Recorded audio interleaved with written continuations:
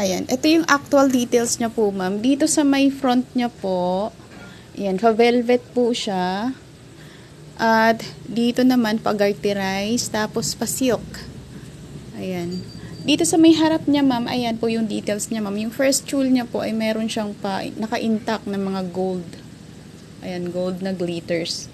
Tapos, ito yung second tulle niya. Second layer. Then, yung pang third layer niya po ay yung kanyang inner lining na silk fabric. Then, yung likod nito, ang likod niya ay velcro yung kanyang sarado. Ayan. Tapos, hindi siya velvet. Hindi ko alam kung anong tawag sa fabric na to.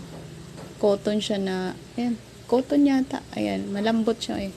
Dito sa likod, ma'am, ay ganyan lang siya sa likod. Ayan, wala yung kanyang ganito sa harap. Bali, ito ma'am ay sa front lang talaga siya meron. Ayan. Dito sa likod, ayan, dalawang layer lang. Yan po.